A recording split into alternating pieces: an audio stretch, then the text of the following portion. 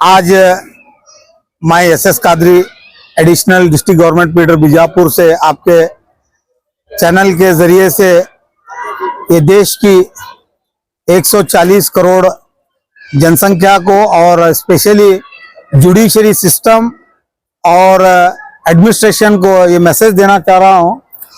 कि जो राकेश किशोर senior advocate supreme court, इन्होंने जो जाहिलाना हरकत की है, जो honourable chief justice supreme court of India who is a largest chair of this Indian constitutional bodies, यानी कि भारतीय संविधान में जो कार्यांग, शासकांग, न्यायांग और ब्यूरोक्रेसी जो है, ये 3 पिलर हैं और एक पत्रिका रंग, ये 4 पिलर को जो कॉन्स्टिट्यूशन का 4 पिलर बोलते हैं, उसकी एक सबसे अजीम शान इज्जत माब चेयर, जिसको हम वेरी रिस्पेक्टफुल चेयर कहते हैं, जिसको सुप्रीम कोर्ट चीफ जस्टिस गवाई साहब, जो कि एक दलित समुदाय से ताल्लुक रखते हैं, एक आज सुप्रीम कोर्ट के चीफ जस्टिस के ऊपर शूज को फेंकना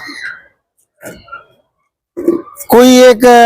मामूली बात नहीं है, क्योंकि चीफ जस्टिस के चेयर को उन्होंने जो मजम्मत की है, जो चीफ जस्टिस की चेयर को जो अवमानना की है, वो अवमानना सारे देश की न्यायांग व्यवस्था को की गई है। और ये करने वाला कोई और नहीं, एक आरएसएस का एक्टिविस्ट, वो सुप्रीम कोर्ट के लॉयर का जब इन्वेस्टिगेशन किया गया तो प्राइमा फेसिया ये पता चला है कि he belongs to an RSS organisation. तो इस वजह से मालूम पड़ता है कि देश में आरएसएस, बजरंग दल, वीएचपी और कम्युनल संगठन जो है देश में, ये अराजकता फैला रहे हैं और इसका बरेली के साथ भी ताल्लुक है, जो योगी आदित्यनाथ की सरकार कर रही है मुसलमानों के साथ। उसी तरह से आज एक दलित समुदाय का चीफ जस्टिस कोई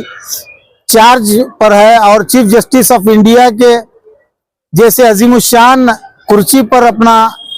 कर्तव्य अंजाम दे रहे हैं, उनको जलील करना गोया सारे दलित समाज को जलील करना है। और मैं सारे मुसलमानों की तरफ से और सारे देशभक्ति भक्त, जो सेक्युलर माइंड देशभक्त है, उन सारे देशभक्तों की तरफ से मैं इस चीज की बड़ी पुरजोर मजम्मत और कंडेम करता हूं, क्योंकि आखिरी स्टेज जो है, इंसाफ का आखिरी स्टेज है, वो है सुप्रीम कोर्ट।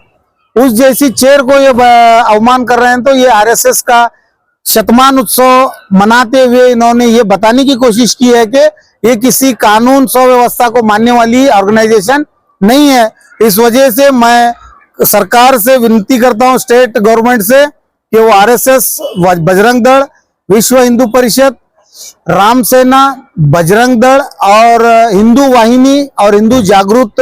संगठन, जितने भी कम्युनल फासिस्ट संगठन हैं, इनको बैन करने के लिए केंद्र सरकार को प्रपोजल दें। अगर केंद्र सरकार उसको रिजेक्ट करती है तो जरूरी है कि हम सुप्रीम कोर्ट का दरवाजा खटखटा के सुप्रीम कोर्ट से ऑर्डर लेंगे कि ये संगठनों को बैन किया जाए। और देश